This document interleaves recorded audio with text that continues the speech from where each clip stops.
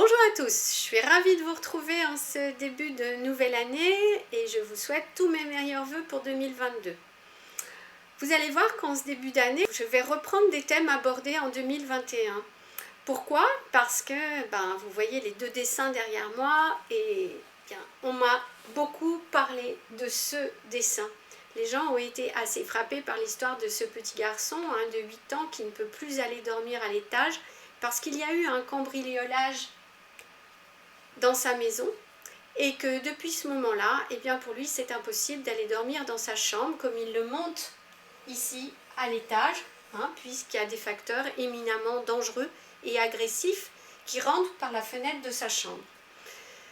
Ce qu'il y a d'important dans ce dessin, c'est pas simplement qu'un événement du présent fait résonner d'autres événements, c'est qu'en fait, cela renvoie aussi à tout un système vibratoire, un système d'ondes qui va très loin, qui se finit en un point.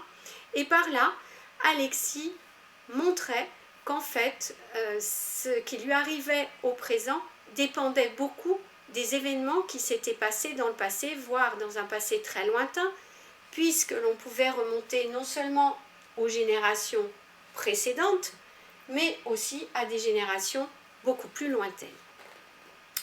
Je ne continue pas très longtemps sur ce dessin, puisque ce qui m'intéresse aujourd'hui, c'est celui-ci, parce que j'ai eu beaucoup moins d'écho sur ce dessin. Et pourtant, il me paraît très important. Très important. Pourquoi? Parce qu'en fait, je vous le montre de plus près. Ici, il y a 3 niveaux. Un premier niveau qui est fait par une superposition d'ondes colorées, qui correspondent à certaines informations du dessin, notamment celle de l'agression avec le noir, le orange et le jaune. Et puis, on s'aperçoit que cette superposition, qui est très organisée, elle aboutit en un rythme très précis de jaune avec des petits traits noirs, avec des petits points orange qui commencent à surgir.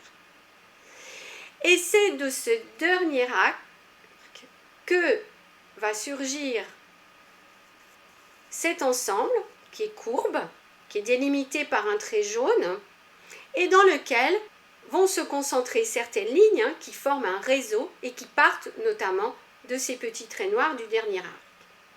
Donc un premier point noir, assez dense, mais un deuxième beaucoup plus, et qui est suivi immédiatement par un petit point, avec d'autres points jaunes qui sont là à la frontière.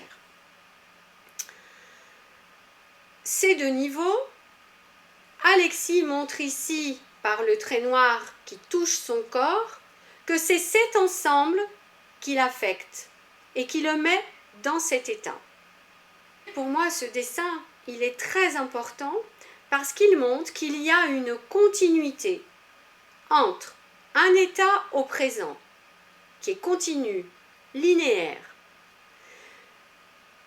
et un espace dans lequel il y a des événements plus ou moins massifs, plus ou moins importants, mais qui correspondent, ces événements, en fait, au niveau supérieur et aux ondes qui le composent. Le orange se retrouve ici. Le noir se retrouve en plusieurs points et correspond notamment au dernier trait qui impacte directement Alexis. Donc, cette continuité, elle est fondamentale et elle apporte réponse à certaines questions.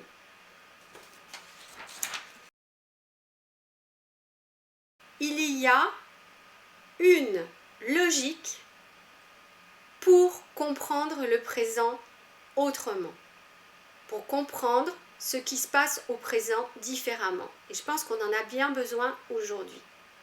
Aujourd'hui, on connaît de la discontinuité, on connaît une forme de désorganisation et on veut la remplacer par de l'ordre. Alors qu'en fait, tous les corps qui viennent s'exprimer à l'atelier art thérapeutique et qui comprennent très vite, notamment les enfants, que les couleurs sont des ondes et que c'est ainsi que je les utilise, ils vont montrer comment il y a un lien continu entre un état au présent. Les 3 traits ici sont ceux du cambriolage, des événements plus anciens qui sont représentables et qui correspondent à ce niveau que moi j'appelle l'espace-temps, et puis une dimension vibratoire, ondulatoire, qui renvoie à un niveau bien supérieur et qui correspond à des événements beaucoup plus lointains. Donc, il y a une association directe entre ondes lumineuses et information. C'est ça aussi ce que je veux apporter comme explication aujourd'hui. Il y a une véritable association. Et que si on prend compte de la continuité entre ces trois niveaux, de la façon dont un état au présent résulte de cet ensemble tout à fait logique et cohérent,